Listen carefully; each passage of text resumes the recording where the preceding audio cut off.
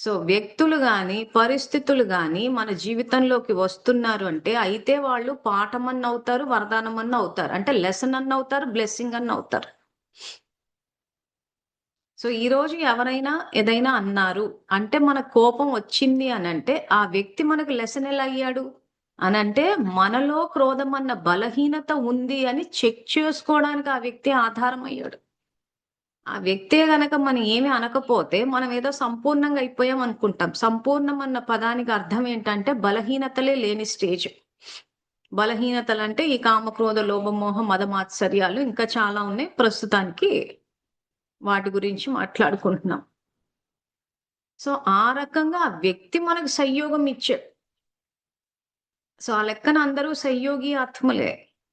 కానీ మనమేంటంటే వాళ్ళు కోపం తెప్పిచ్చారు అంటున్నాం. కాదు, మన లోపల స్టాక్ ఉంది. ఆ స్టాక్ ఉంది కాబట్టి బయటకొచ్చింది. సో, ఇప్పుడు ఇది ఏదైతే స్టాక్ బయటకొస్తోందో, ఇది మానసికంగా, శారీరకంగా సంబంధాలు, ప్రకృతి 4 రకాలుగా దాని ప్రభావం చూపిస్తుంది. మనం శాంతితోటి వ్యవహరిస్తే మానసికంగా, శారీరకంగా, సంబంధాల పరంగా, ప్రకృతి పరంగా 4 రకాలుగా సుఖపడతాం. ఒకవేళ అదే క్రోధంతో వ్యవహరిస్తే, అదే 4 రకాలుగా దుఃఖాన్ని అనుభవిస్తాం.